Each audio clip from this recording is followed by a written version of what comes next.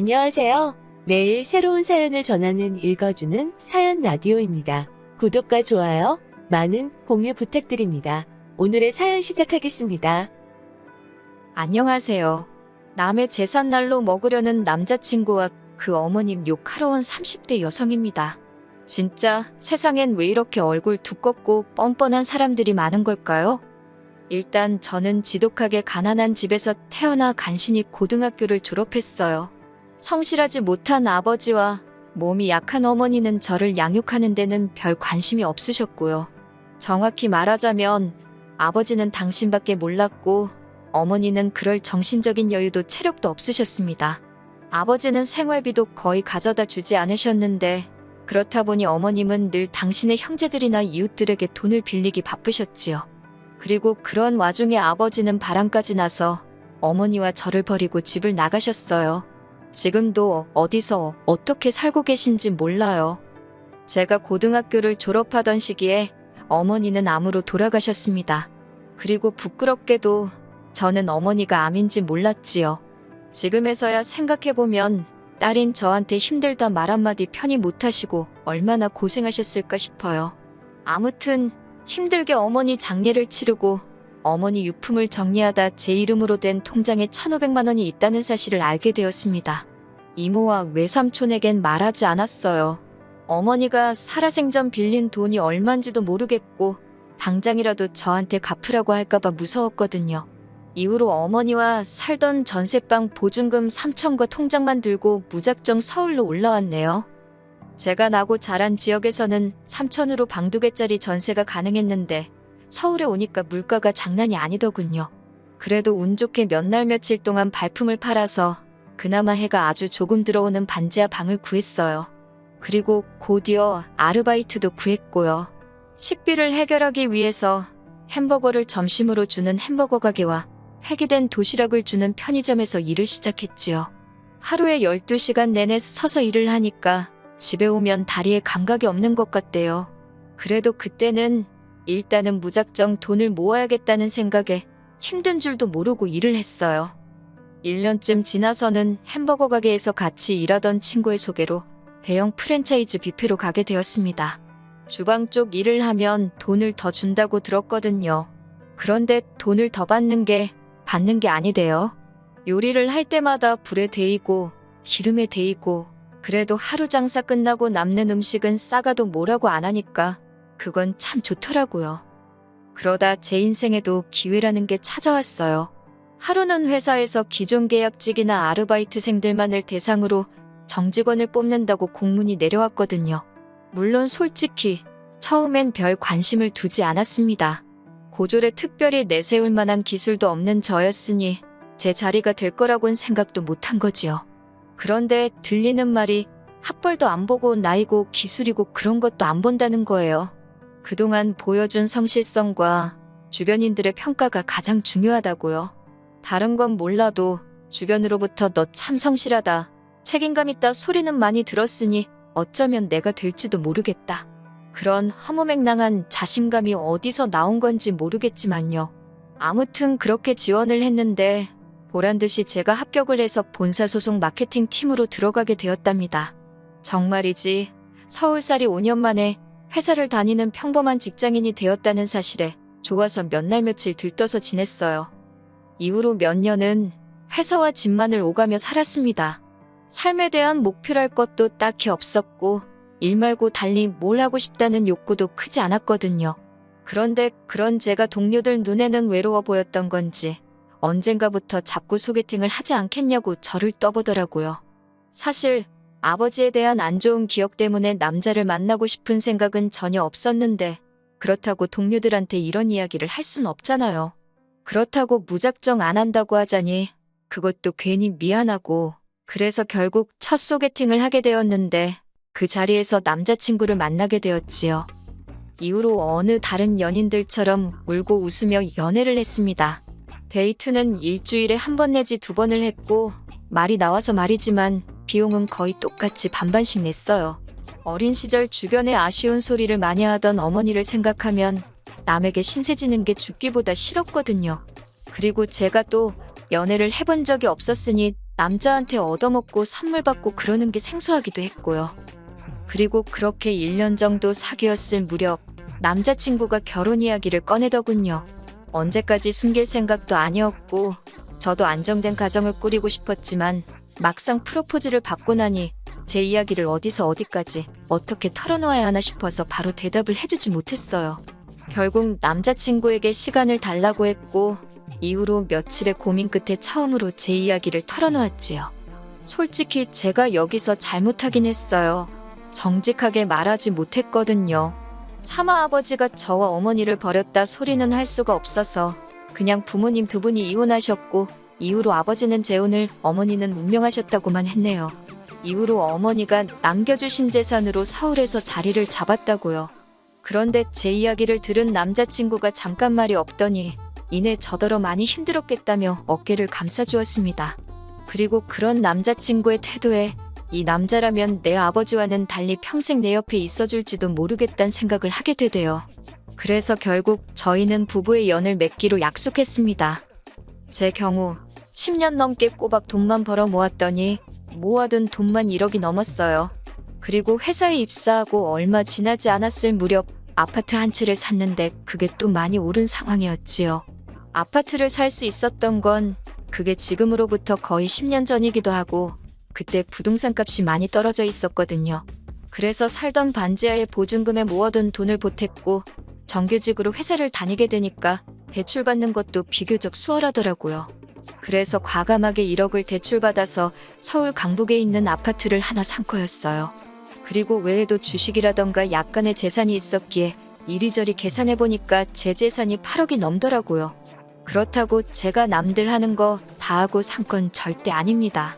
제주도 한 번을 못 가보고 커피 한 잔 마시고 싶은 거 꾹꾹 참아가며 모은 재산이었지요.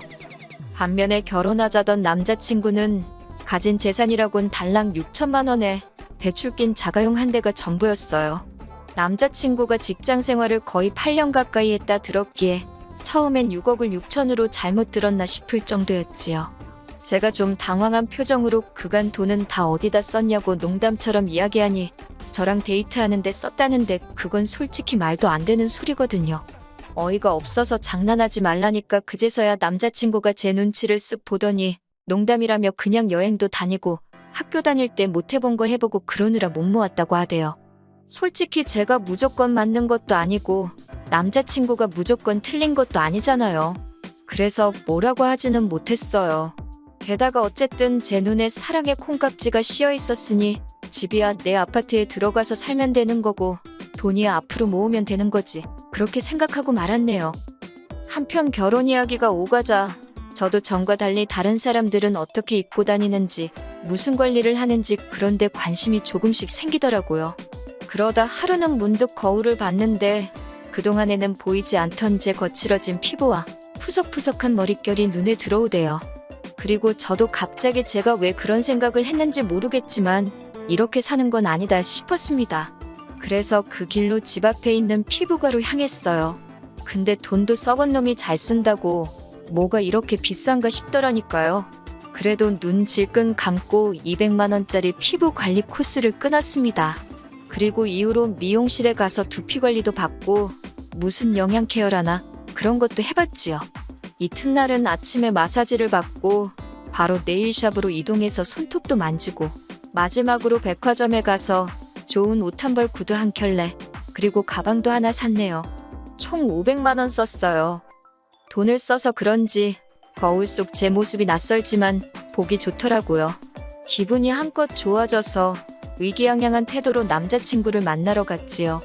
남자친구를 만나자마자 나 어떠냐고 물어봤어요. 알아봐줬으면 하는 마음이 있었으니까요. 그런데 남자친구가 저를 보더니 조금은 놀라고 당황한 눈치였어요. 약간은 언짢아 보이기도 했고요. 그리고는 저더러 이게 다 무슨 일이냐며 신경 좀 쓴 것 같네 그러대요. 저는 그때만 해도 그게 빈정거리는 소리라곤 생각을 못하고 맞다고 모처럼 돈 좀 써봤다고 했지요. 그러자 남자친구가 꽤나 심각한 표정으로 이런 건 상의를 하고 써야 되는 거 아니냐고 그래요. 이제 결혼하면 공동재산인데 벌써부터 이렇게 독단적으로 마음대로 쓰면 안 되는 거라나요. 좀 황당하더라고요. 까놓고 말해서 제가 벌어서 제 돈 제가 좀 쓴 건데 무슨 말을 저렇게 하나 싶었으니까요. 결국 제가 짜증을 참지 못하고 우리 아직식을 올린 것도 아닌데 벌써부터 공동재산 운운하는 건 좀 아니지 않냐고 받아쳤어요. 그런데 남자친구가 한다는 말이 우리 어차피 곧 결혼할 사이니까 미리미리 같이 관리하면 좋은 거 아니냐고 그래요. 그러면서 자기는 제가 검소하고 낭비를 안 해서 좋은 건데 벌써 이렇게 다른 모습을 보여주면 곤란하다나요? 검소하고 낭비를 안 해서 좋다는 말이 그때 굉장히 귀에 거슬리더라고요. 마치 저더러 앞으로도 계속 궁상맞게 지냈으면 좋겠다는 식으로 들렸으니까요. 그래서 제가 그냥 결혼 안 하는 게 낫겠다 그래버렸네요. 제가 남자친구를 사랑하는 것도 사실이고 가족을 원한 것도 사실이었지만 그렇다고 계산을 아예 못하는 바보는 아니었으니까요. 그러자 남자친구가 저더러 진심이냐면서 실망이랍니다. 그래서 미안하다 했어요. 그리고는 먼저 카페를 나섰지요. 그러자 남자친구가 이내 쫓아나와 저를 잡대요. 자기가 너무 돈똥거린 것 같다고 미안하답니다. 그래서 그때는 그냥 넘어가기로 했어요. 남자친구가 달라진 제 모습에 놀라서 말이 헛나왔다며 몇 번이고 다시 사과를 해왔거든요. 그런데 이번에는 정말 도를 넘어도 한참 넘었지요. 결혼식을 3주 정도 앞둔 어느 날이었어요. 어머님께서 저에게 하실 말씀이 있다며 잠깐 만나자 하시더라고요. 그렇게 어머님이 오라는 카페로 나가니 웬 흰 봉투 하나를 주시대요. 그러면서 저더러 열어봐라 하시길래 전 솔직히 뭐 필요한 거 사라고 돈이라도 얼마 주시는 줄 알았네요. 근데 그게 아니라 웬 날짜가 적혀 있더라고요. 어머님이 하시는 말씀이 저희 혼인신고하는 날을 받아오셨답니다. 결혼식 날짜도 안 받고 저희가 정한 건데 혼인신고 날짜를 받아오셨다니 좀 의아하긴 했어요. 그리고 저는 혼인신고는 좀 천천히 할 생각이었거든요. 일전에 남자친구가 어머님이 예전에 들어주신 거라며 청약통장을 보여줬는데 10년도 넘게 부었더라고요. 그러니 솔직히 말해서 굳이 혼인신고를 일찍 할 이유가 없잖아요. 제가 이미 아파트가 있으니 남자친구가 저랑 혼인신고를 하게 되면 그 청약통장은 무용지물이 되는 거니까요. 그래서 어머님께 솔직하게 말씀드렸어요. 그러자 어머님이 좀 못마땅한 표정을 하시더니 그러면 아파트 명의라도 공동명의로 바꾸라는 겁니다.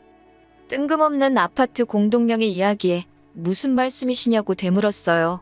그러자 어머님께서 아니 부부가 되는데 아파트도 당연히 공동명의를 해야 하는 거 아니냐고 하시는 거예요. 그러면서 저더러 예단도 안 바란다. 아무것도 안 바란다. 그냥 아파트만 공동명의로 해줘라 하시대요. 제가 그렇게는 못한다 했습니다. 엄연히 제 개인 재산이고 공동명의를 해야 할 이유가 없다고요. 그러자 어머님께서 남자친구에게 들으셨는지 그 집이 7억인가 한다면서 대뜸 저더러 얼마 주고 샀냐고 물으셨어요. 1억 8천 주고 샀다고 하니까 그러면 당신이 8천 내준다고 그러니 공동명의 하랍니다. 5억은 제가 노력해서 얻은 것도 아니니 평생 함께할 사람하고 반반 나누는 게 뭐 그리 아깝냐고요. 그리고는 하시는 말씀이 만약에 내 아들이 너랑 결혼하고 나서 복권에 당첨됐는데 이건 내 복권이다 하고 나와주면 기분 좋겠냐입니다. 황당한 비유에 기가 막히더라고요. 그래서 아파트하고 복권을 어떻게 비교하시냐? 억지 쓰지 마시라 했어요. 그랬더니 어머님이 대번에 제가 당신더러 억지 쓴다 그랬다고 그 말꼬리를 붙잡고 늘어지셨습니다. 그리고는 기어이 남자친구까지 자리로 불러내셨지요. 하지만 왜인지 남자친구가 이미 어머님이 저와 만나서 이런 이야기를 하실 거란 걸 다 알고 있었다는 느낌이 들었어요. 남자친구가 저를 설득하려 들대요. 어머님은 그저 저와 자기 사이를 좀 더 끈끈하게 맺어주고 싶으셔서 그런 거라며 저더러 어머님 말씀대로 하잡니다. 제가 어이가 없어서 됐다고 그랬어요. 어머님이 정말 나와 너의 사이를 끈끈하게 맺어주고 싶으시면 알아서 하게 내버려 두시는 게 좋을 거라고요. 그러자 어머님이 기어이 저희 부모님을 입에 올리시대요. 저더러 친정부모한테 사랑을 못 받고 자랐으니 사랑을 주는 법도 모른다고 너무 이기적이래요. 세상 일이 어떻게 저 좋은 것만 하고 사냐면서 시애미가 이렇게 하라고 하면 네 하고 따르면 되는 거라고 아주 한번 호되게 혼을 내야겠다나요? 그러자 이번엔 또 남자친구가 빨리 죄송하다고 하라며 저를 쿡쿡 찌르질 않나 아주 생쇼를 하대요. 그래서 제가 그만하라고 소리를 질렀어요. 그리고는 남자친구더러 너도 그렇고 니네 엄마도 그렇고 칼만 안 들었지 날강도냐고 여기 카페에서 아무나 붙잡고 니들이 하는 말이 정상인가 물어보라 그랬어요. 결혼도 하기 전에 공동명의부터 이야기하는 게 제정신이냐고 그러면서 어머님한테 져주신다는 그 8천으로 아드님하고 복권이나 사서 실컷 긁으시라 그랬어요. 둘 중 한 명 죽기 전에 한 장은 당첨될지 누가 아냐고요. 있는 대로 퍼붓고 나서 집에 들어오니까 남자친구가 미친 듯이 전화를 해대고 문자를 해대고 난리도 아니대요. 제가 전화를 받아서는 우린 이대로 끝난 거니까 더 연락하지 말라 했습니다. 그러니까 청첩장도 다 찍었는데 이렇게 나오면 곤란하다나 이런 것도 위자료 청구가 된다나 어쩐다나 진짜 누구를 뭐로 보나 싶어서 한번 제주껏 위자료 청구해보라 했습니다. 그러니까 그새 또 태도를 바꾸고는 자기가 말이 심했다며 미안하다는데 진짜 뭐 이런 놈이 있나 싶대요. 그래서 니네 엄마한테 고맙다고 말씀드리라고 어머님 아니었으면 잘못 코 깨일 뻔했다고 꼭 고맙다고 말씀 전하라고 소리빽 지르고 전화 끊어버렸지요. 이후로 한동안 남자친구는 계속해서 연락을 취해왔어요. 하루는 제 회사 앞에서 기다리고 있기도 했고요. 그런데 제가 눈길조차 주지 않고 아주 무시를 해버리니까 이젠 지도 지쳤는지 연락에 빈도수가 뜨문뜨문해지네요. 다행이지요 뭐. 아 그리고 어머님은 저더러 애미 없는 티내고 살지 말라고 뭣도 아닌 문자를 보내오셨더라고요. 그래서 저도 어머님한테 뇌 없는 티내지 말고 나이값이나 하라고 답장해드렸지요. 저 정말이지 다짐합니다. 정신 똑바로 차리고 지금처럼 잘 먹고 잘 살 거라고요. 긴 이야기 들어주셔서 감사합니다. 오늘의 사연은 여기까지입니다. 구독과 좋아요, 알람 설정해주시면 앞으로 더 좋은 사연으로 찾아오겠습니다. 감사합니다. 안녕하세요. 매일 새로운 사연을 전하는 읽어주는 사연 라디오입니다. 구독과 좋아요, 많은 공유 부탁드립니다. 오늘의 사연 시작하겠습니다. 안녕하세요. 손벌은 나쁜 시어머니와 신우 때문에 남편과 헤어진 30대 여성입니다. 남편과는 회사 선배가 주선한 소개팅에서 만나게 되었습니다. 어느 다른 연인들처럼 울고 웃으며 연애를 했고 만난 지 2년이 되던 날 남편이 저에게 정식으로 프로포즈를 해왔어요. 저 역시 내심 기다리던 프로포즈였기에 고민하지 않고 받아들였고요. 그런데 문제는 돈이었어요. 둘 다 연봉이 평균 이상이었으니 돈이 문제가 될 줄은 생각지도 못했는데 둘 다 사회생활을 늦게 시작했던 상황이라 재정 상황을 오픈하고 보니까 저는 4천, 남편은 5천밖에 못 모았더라고요. 하지만 솔직히 말해서 저는 제가 결혼한다고 하면 친정 부모님께서 어느 정도는 도와주실 거란 건 알고 있었거든요. 저희 친정은 부모님이 사업을 하셔서 여유가 있는 편이었으니까요. 그래서 비록 저희 둘이 모은 돈이 9천밖에 되지 않았지만 친정 부모님과 시부모님으로부터 도움을 받으면 뭐 큰 문제는 없을 거라 생각했네요. 하지만 남편이 말하길 자기 집은 그러니까 시댁은 금전적으로 지원을 해주실 만한 상황이 못 된답니다. 그래서 고민 끝에 친정 부모님께 저희의 재정 상태를 솔직하게 말씀드리고 얼마나 도와주실 수 있을지 여쭤봤지요. 그러자 친정아버지가 그러면 당신 소유한 서울 30평대 아파트에 들어와서 살라고 하시더라고요. 살면서 돈 모아서 능력될 때 독립하는 조건으로요. 그렇게 5천만 원만 보증금이란 이름으로 친정아버지께 드리고 집 문제를 해결하게 되었지요. 그리고 당연히 시부모님께도 이 좋은 소식을 전했어요. 제가 소위 친정에서는 이렇게 해주시는데 시댁에서는 뭐 안 해주시나요? 이런 심정으로 말씀드린 건 절대 아니고 단지 아버님 어머님도 알고 계시는 게 좋겠다 싶어서 말씀드렸을 뿐이에요. 그런데 어머님께서는 솔직히 좋아하시고 잘됐다 하실 줄 알았는데 그런 소리는 이런 방구도 없으셨고 그러면 예단은 어떻게 할 거냐고 물으시대요. 솔직히 친정에서 집 해주시고 제 돈으로 시골리고 혼수하고 물론 남편이 모은 돈을 저희 부모님께 보증금이란 명목으로 드리긴 했지만 그 돈은 어차피 나중에 돌려주신다 했거든요. 그러니 따지고 보면 시부모님은 아무것도 안 해주시는 상황이었는데 예단 이야기를 하시니 황당하더군요. 그래서 제가 예단이 꼭 필요할까요? 하고 물었어요. 그랬더니 어머님께서 당연한 거 아니냐? 내 아들 공짜로 데려가려고 그랬냐 하시는 거예요. 순간 그럼 예단 받고 아드님 저한테 파시는 거냐고 따지고 싶더라니까요. 하지만 차마 그럴 수는 없어서 남편과 상의 끝에 허례허식은 생략하기로 했다고 말씀드리니 어머님이 그런 건 어른들이 정해주는 거지 니들 마음대로 하는 게 아니라나요. 어머님과 얼굴 붉히고 싶지 않아 일단 제가 남편하고 다시 한번 상의해보겠다 하고 한 발 물러났어요. 그리고는 남편한테 어머님이 하신 말씀을 전하며 어떻게 했으면 좋겠냐 물었습니다. 그랬더니 남편이 그냥 흉내만이라도 내주면 안 되겠냐 그래요. 솔직히 제 편을 든다고 해야 하나 남편이 내가 해결하겠다 뭐 그런 식으로 나와주길 바랬는데 오히려 저더러 어머님한테 맞춰드리란 식으로 나오니까 기분이 좋진 않았지요. 하지만 좋은 날 앞두고 어머님이랑 기싸움 하는 것도 내키지는 않아서 남편 의견을 따라주겠다 했습니다. 그리고 이튿날 300만 원을 예단비로 보냈어요. 그런데 황당하게도 바로 다음 날 어머님이 남편을 통해 제가 보낸 300만 원을 되돌려 보내셨더군요. 남편한테 이게 무슨 뜻이냐고 물으니 남편이 우물쭈물거리다가 한다는 소리가 어머님이 장난하냐며 예단이 적다고 화를 내셨다는 거예요. 제 주변에도 결혼한 친구들이나 선후배들이 꽤 있었는데 이런 일은 듣도 보도 못했거든요. 그래서 남편한테 싫으면 마시라 그래 나도 더는 못한다고 전해드리라 했습니다. 남편이 난처한 표정으로 그런 말을 어떻게 하냐 그러길래 그런 말도 못 전할 거면 그냥 이 결혼 깨자 했네요. 남편이 남의 편이라더니 지금 당신이 딱 그렇다고 제가 처음으로 남편의 태도에 대해서 화를 냈지요.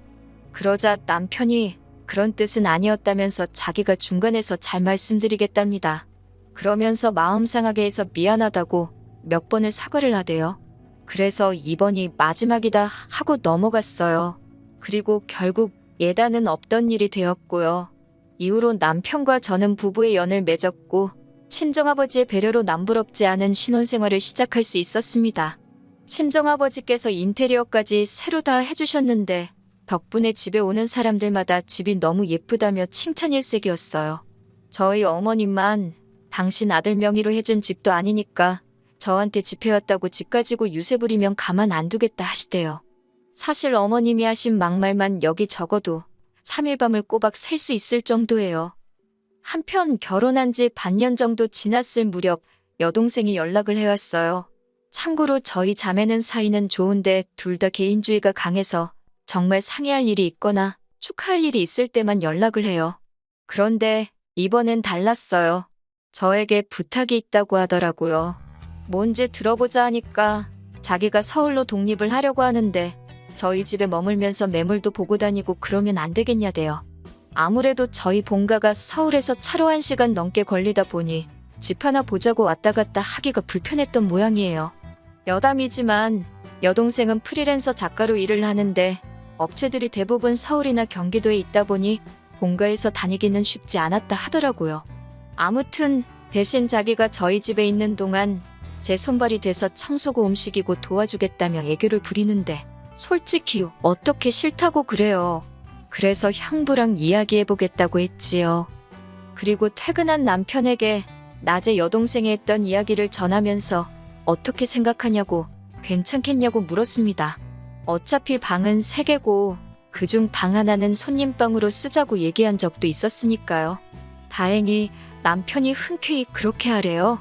가족끼리 당연히 그 정도는 배려해줘야지. 그러면서요. 그리고 일주일 뒤 여동생이 올라왔어요. 제가 출근을 하면 여동생은 집에서 일하고 중간에 나가서 집도 알아보고 그러다 짬이 나면 밑반찬도 해주고 청소도 해놓고 그러더라고요. 솔직히 제 입장에선 여동생이 너무 잘 챙겨줘서 오히려 미안할 정도였답니다.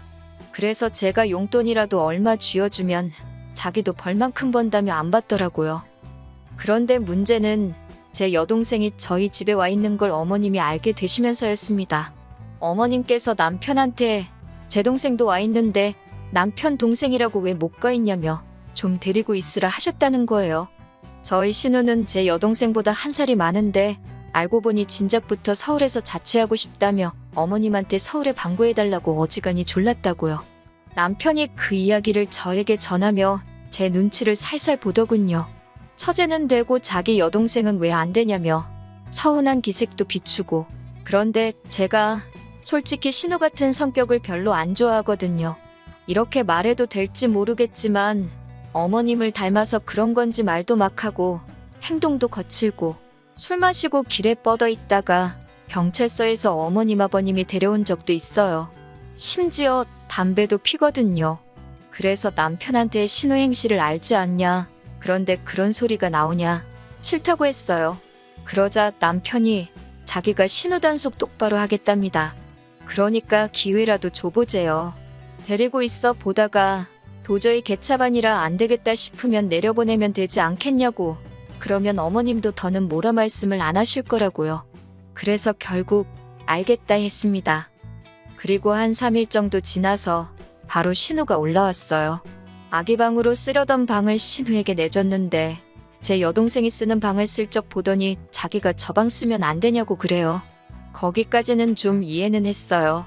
제 여동생 방은 손님방으로 쓸 예정이었던지라 침대가 있었고 아기 방으로 쓰려던 방에는 아무것도 아직 없었거든요. 근데 그건 남편이 먼저 안 된다고 딱 선을 긋대요. 처제가 먼저 왔으니까 처제가 쓰는 게 맞다고요. 그런데 이튿날 퇴근해서 집에 오니 신우 신발은 있는데 신우가 안 보이더라고요. 신우가 쓰는 방문을 살짝 열어봤는데 방에도 사람이 없고. 그런데 그때 제 여동생 방에서 인기척이 느껴졌어요. 여동생 신발은 없어서 외출한 줄 알았거든요. 그래서 방문을 열어보니 신우가 제 여동생 침대에 누워있는 거예요. 아가씨 여기서 뭐하냐니까 낮잠 자고 있었다는데 어이가 없어서 아가씨 이건 아니라고, 자기 방도 아닌데 그러고 있으면 어떡하냐, 나오라 했습니다. 그랬더니 툴툴거리면서 나오더라고요. 이뿐만이 아니었습니다. 신우의 행실은 날이 갈수록 눈에 거슬려서 봐주기가 힘들더군요. 집에 있는 여동생 말에 의하면 정오가 되도록 자다가 느지막이 나와서 냉장고에 있는 거 꺼내 먹고 설거지도 안 한다는 거예요. 그리고는 얼마나 쿵쾅거리고 돌아다니는지 아랫집에서 저희 부부 없는 동안 2번이나 올라왔었답니다. 뿐만 아니라 지난번엔 제 방에서 나오다가 자기한테 걸렸다며 저더러 언니 중요한 물건이나 돈 같은 거 있으면 관리 잘해 이러는데 그땐 솔직히 여벌로 들었어요. 아무리 그래도 설마 남의 물건에 손을 댈까 싶었지요. 그런데 그 이야기를 듣고 얼마 지나지 않았을 때였습니다. 그날은 토요일이었어요. 자다가 목이 말라서 물을 마시려고 방에서 나왔는데 여동생이 신발장 앞에 서 있더라고요. 그래서 왜 그러고 있냐고 물으며 이렇게 보니까 세상에 술 취한 신우가 신발장 앞에서 자고 있는 게 아니겠어요.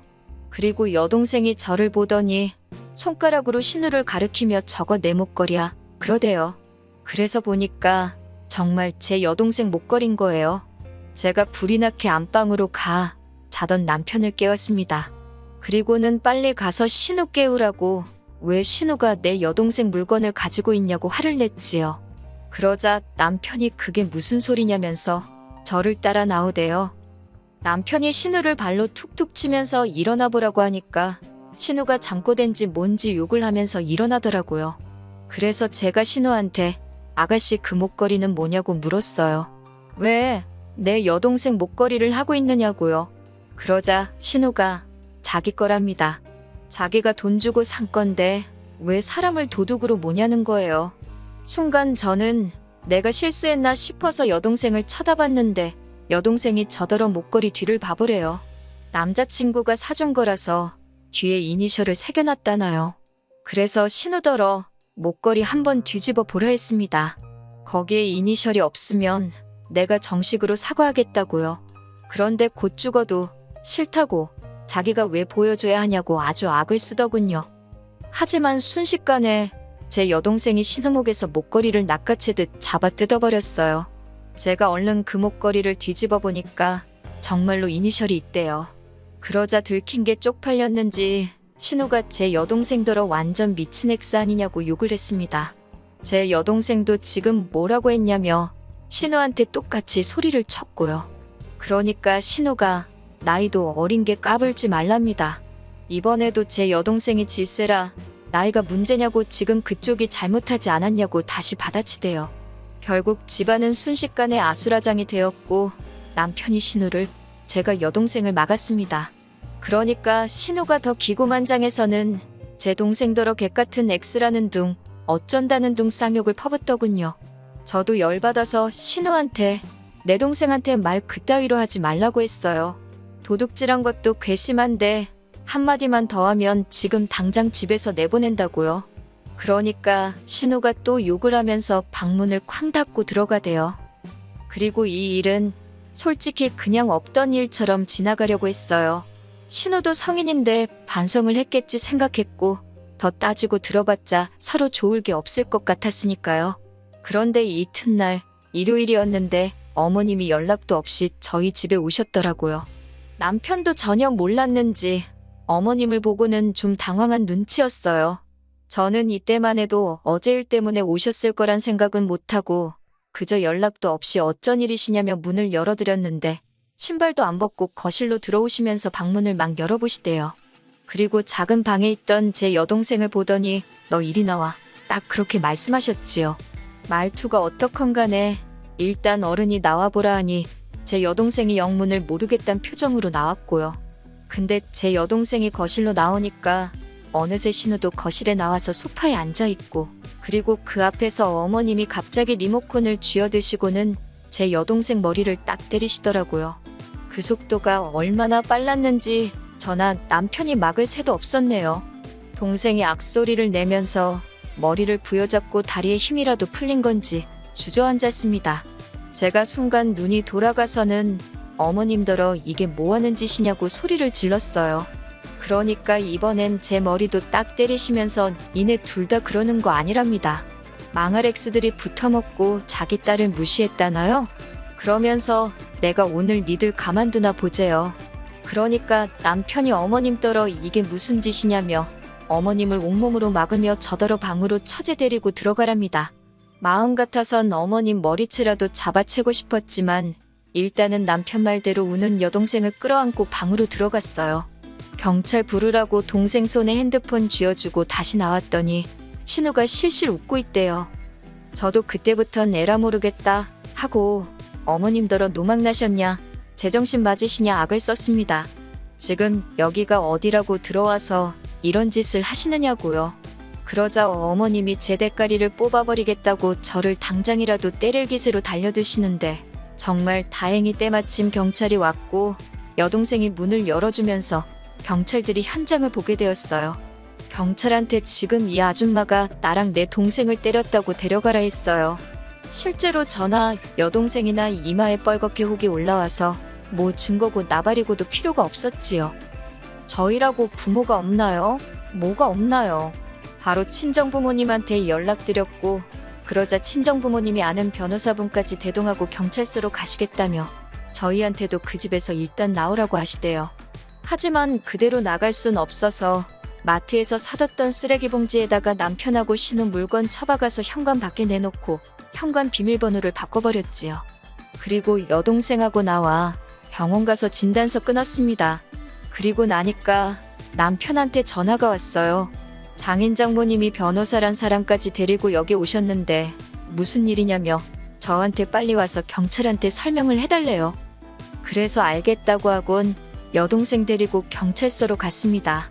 경찰서에 도착하니 남편이 마치 살았다는 표정으로 빨리 가서 아무 일도 아니었다고 이야기 좀 해보라고 난리더군요. 태연하게 저희 변호사한테 그리고 경찰한테 방금 끊어온 진단서를 보여줬습니다. 그리고는 고소하고 싶다고 했어요. 그러자 남편이 가족끼리는 원래 고소 같은 거 못한다나요? 그래서 가정폭력은 된다고 제가 알려줬네요. 그리고 덤으로 너랑 이혼도 할 거라고 했지요. 그러자 남편이 그제서야 어머님이 나이도 드시고 그러다 보니 감정 조절을 잘 못하셔서 그런 거라며 저더러 한 번만 참고 넘어가 달랍니다. 감정 조절 못하는 거야 어머님 사정이지 내 알바냐고 탁 쏘아붙였어요. 그리고는 제가 됐다고 다 필요 없다 하고 나머지는 변호사하고 이야기하라고 했네요. 그리고 이후로 어머님에 대한 고소를 취하하는 조건으로 남편과 협의 이혼했습니다. 원래는 고소 취하도 안 해주고 합의도 안 하려고 했는데 그러면 이혼이 소송으로 넘어가서 질질 끌리게 생겼더라고요. 더는 그쪽 인간들 때문에 스트레스 받기 싫어서 그냥 쉬운 길로 갔네요. 남편은 끝까지 저에게 자기가 제 역할을 못해서 미안하다며 앞으로 자기 부모님이고 신우고 평생 안 보고 살아도 된다고 매달렸지만 그 말을 제가 뭘 보고 믿나 싶대요. 그래서 결국 완벽한 남남이 되는 길을 선택했지요. 한때 제가 사랑했던 사람이라 힘들지 않은 건 아니었습니다. 하지만 부부라는 게 두 사람 사이만 좋다고 될 일이 아니라는 걸 뼈저리게 느꼈네요. 그리고 왜 어른들이 차이나는 결혼은 하지 말라고 하시는지도요. 비싼 수업료 내고 삶의 지혜를 얻었다고 생각하렵니다. 긴 이야기 들어주셔서 감사합니다. 오늘의 사연은 여기까지입니다. 구독과 좋아요, 알람 설정해주시면 앞으로 더 좋은 사연으로 찾아오겠습니다. 감사합니다. 안녕하세요. 매일 새로운 사연을 전하는 읽어주는 사연 라디오입니다. 구독과 좋아요, 많은 공유 부탁드립니다. 오늘의 사연 시작하겠습니다. 안녕하세요. 인간 같지도 않은 남편과 이혼한 30대 여성입니다. 어디 속 시원하게 털어놓을 곳도 마땅치 않고 한편으론 남편이든 그 여자든 이 사연 좀 듣고 정신 좀 차렸으면 해서 이렇게 몇 자 적어보네요.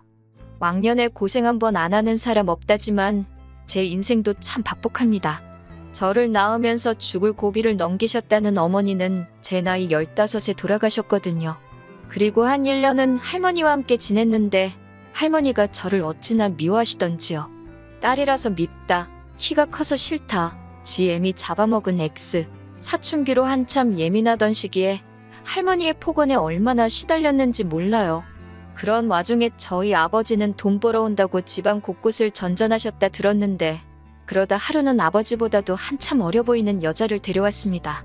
새어머니라 하더군요. 새어머니만 놓고 이야기하자면 나쁜 분은 결코 아니셨어요. 하지만 그땐 저도 어렸으니 새어머니한테 어떻게 다가가야 할지 몰랐고 새어머니도 어떻게 엄마 노릇이란 걸 해야 하는지 감을 못 잡는 눈치였네요. 게다가 아버지가 출근하고 나면 할머니는 새어머니를 정말 못살게 괴롭혔어요. 별것도 아닌데 손이 크네, 엉덩이가 가볍네 어쩌네 저쩌네 그냥 넘어가도 될 것 같은 일들로 새어머니한테 화를 내고 소리를 지르고 그리고 아버지는 그런 새어머니를 지켜주지 못하시대요. 그도 그럴 것이 어려서는 잘 몰랐는데 돌아가신 어머니 병원비다 뭐다 해서 아버지가 할머니한테 돈을 많이 가져다 썼던 모양이에요. 할머니도 할머니대로 다 큰 아들이 저러니 얼마나 답답했겠어요? 그러니 그 화풀이를 저한테 하다가 나중에 내 먼 새어머니한테 했던 거지요. 그리고 아버지는 자기 때문에 새어머니가 공경에 처하는 걸 뻔히 알면서도 나몰라라 하기 일쑤였고요. 결국 저희 새어머니는 아버지가 돈 벌어온다고 지방에 내려간 어느 날 오밤중에 흔적도 없이 사라졌습니다. 이후로 아버지가 어떤 심정으로 사셨는진 솔직히 모르겠어요. 단 한 번도 저에게 그 속을 내비치신 적이 없으니까요. 다만 새어머니까지 집을 떠나자 아버지는 완전히 일을 손에서 놓으셨습니다. 자식인 저는 눈에 보이지도 않았나 봐요. 하루가 멀다 하고 낮밤으로 술만 찾아대셨지요. 누가 술이라도 한 잔 사준다 하면 거절하는 법이 없었고요. 돌아가신 그날도 동네 아저씨들하고 술을 드셨대요.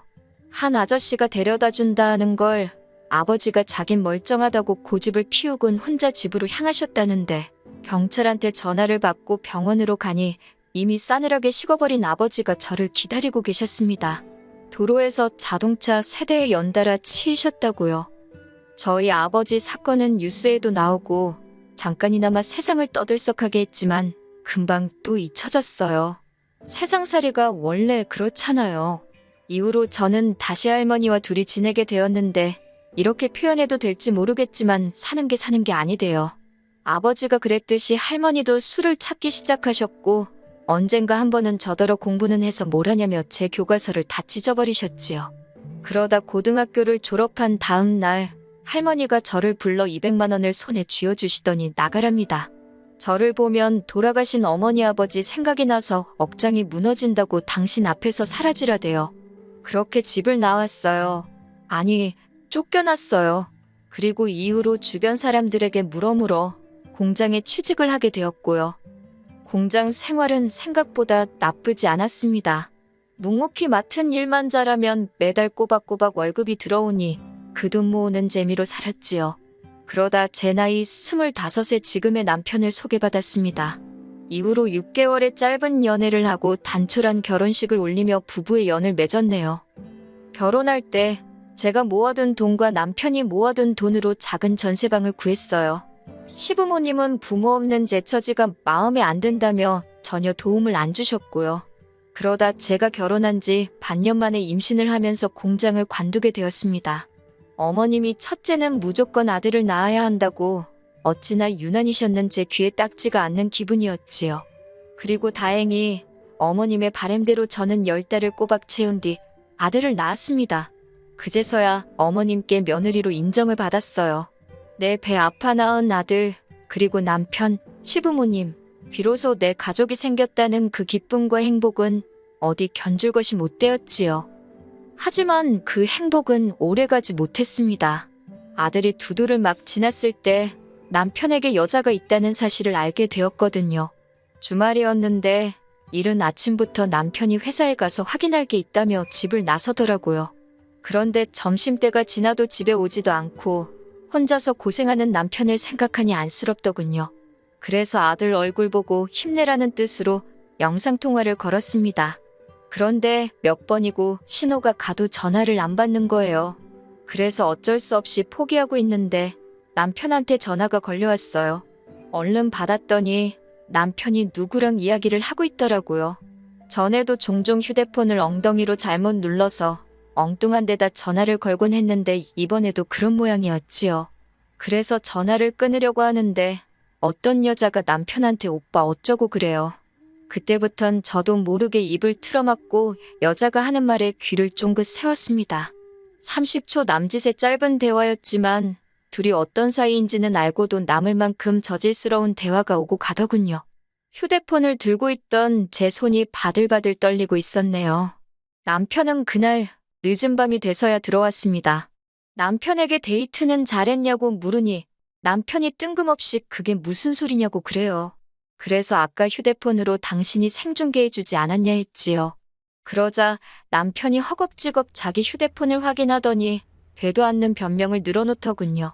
영업하느라 만난 거라나 어쩐다나 영업을 몸으로 삶아떼고 하냐고 쏘아붙이니 저더러 하는 말이 집구석에 있는 제가 뭘 알겠냐입니다. 그러면서 저더러 거울 좀 보래요. 일주일 중 하루 쉬는데 너가 남자면 너 같은 여자랑 집구석에 있고 싶겠냐고요. 비참하고 화도 나고 더 속상한 건 이럴 때 전화할 친정도 친구도 없다는 사실이었어요. 그런데 누구한테라도 이야기를 하지 않으면 속이 까맣게 타들어갈 것 같더라고요. 그래서 고민 끝에 같이 공장에서 일하던 언니한테 전화를 걸었습니다. 언니가 제 이야기를 듣더니 잘 살고 있는 줄 알았는데 이게 웬일이냐며 그래도 이혼은 하지 말라대요. 지금 네가 가진 게 뭐가 있냐고 이혼하면 그 XX들만 좋은 일 시키는 거라고요. 그러면서 이참에 저더러 다시 일을 시작하래요. 어쨌든 돈이라도 몇 푼 쥐고 있어야 더 더러운 꼴은 안 볼 거라면서요. 언니 말을 듣다 보니 일리가 있더라고요. 당장 남편을 보면 더럽고 혐오스러울 것 같은데 그간 모은 돈은 이 집구석에 다 묶여있지. 생활비는 타서 쓰니 여윳돈도 없지. 그 생각을 하니 서글픈 거예요. 그래서 바로 언니한테 어디 아는 일자리 없냐 물으니 마침 자기 아는 사람 사무실에서 사람을 구하더라며 자기가 다리를 놔주겠답니다. 공장만큼 돈은 안 주지만 그래도 애 키우면서 하기엔 나쁘지 않을 거라고요. 그렇게 일을 시작했습니다. 남편은 바람핀 걸 걸린 이후로 에라 모르겠다 식으로 더 뻔뻔하게 나오기 시작했어요. 제가 일을 한다고 하니 저 같은 애를 누가 써주냐면서 아주 무시를 하더군요. 너무 모욕적이었지만 정말 갈 곳이 없어서 기댈 곳이 없어서 이를 악물고 그 수모를 견뎠습니다. 아이는 어머님이 맡아주신다 하셔서 거기다 맡겼고 저는 회사 일을 시작했어요. 언니 말대로 월급은 많지 않았지만 그래도 집이 아닌 곳에서 제 할 일이 있다는 그 사실만으로도 큰 위로가 되더군요. 잡생각을 잊기 위해 일을 정말 열심히 했어요. 사장마저 저한테 적당히 하라고 할 정도로 말이에요. 저는 월급을 받으면 70%를 주식에 부었습니다. 위험한 게임이라고 생각했지만 이렇게 하지 않고는 돈을 불릴 방법이 안 보이더라고요. 그리고 마침 사장이 제가 주식에 관심을 보이니 자기도 주식 투자를 하고 있다며 이리저리 도움을 주었어요. 이후로 어느 정도 그렇게 제 손에 목돈이 생기니 자신감도 생기대요. 남편이 바람을 피든 말든 무관심해지더라고요.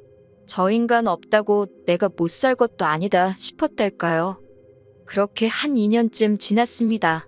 아들은 어느덧 유치원생이 되었고 저도 회사에서 완전히 자리를 잡은 상황이었지요.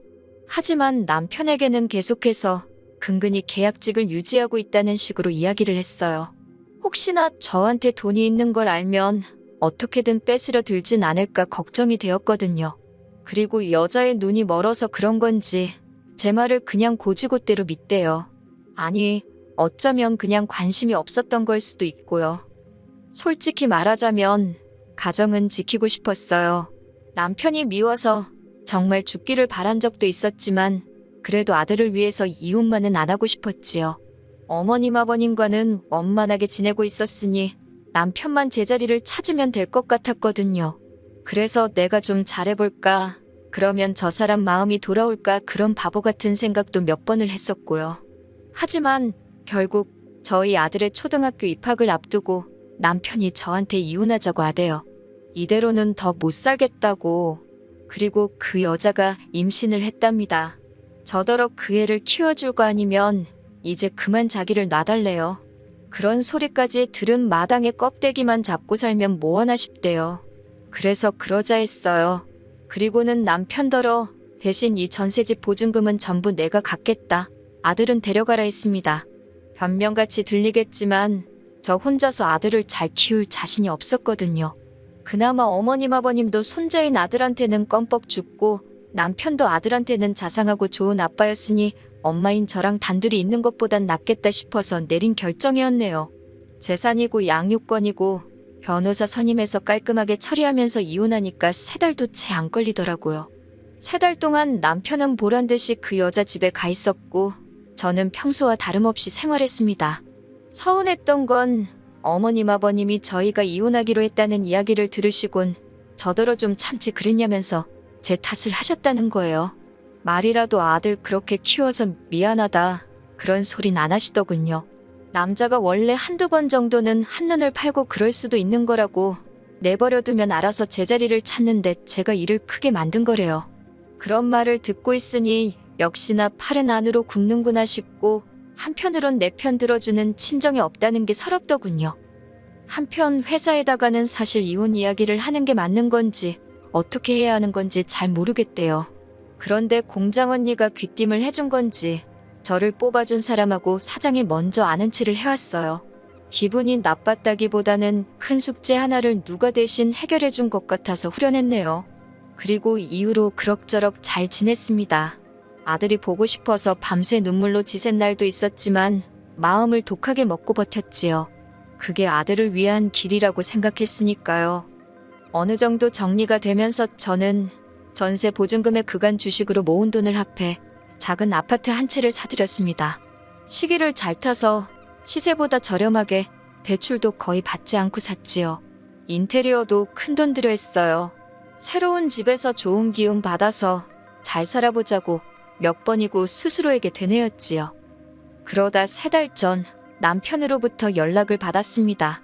혹시 아들한테 무슨 일이라도 생겼나 싶어서 불이 나게 전화를 받는데 심장이 벌렁벌렁하는 게 느껴지더군요.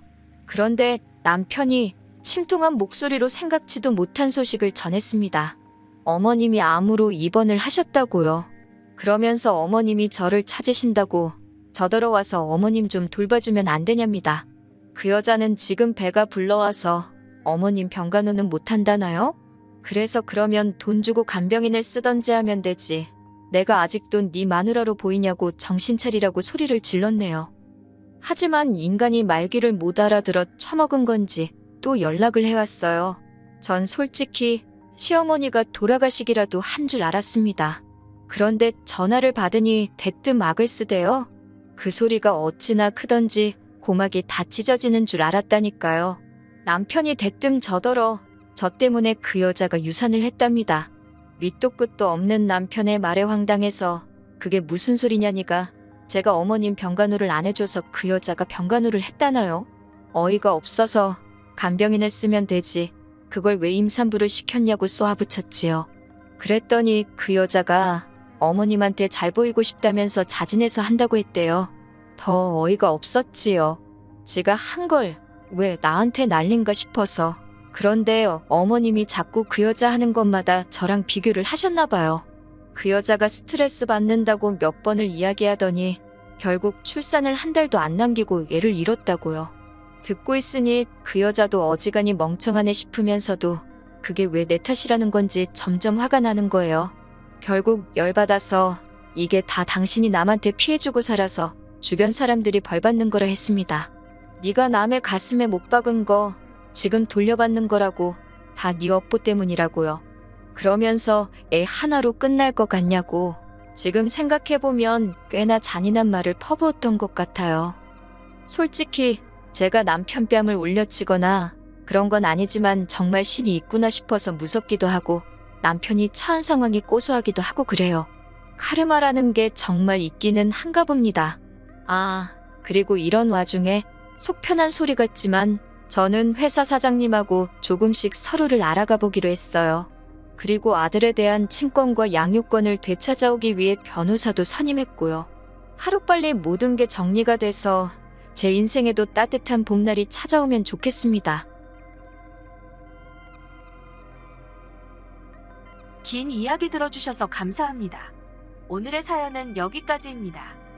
구독과 좋아요, 알람 설정해주시면 앞으로 더 좋은 사연으로 찾아오겠습니다. 감사합니다.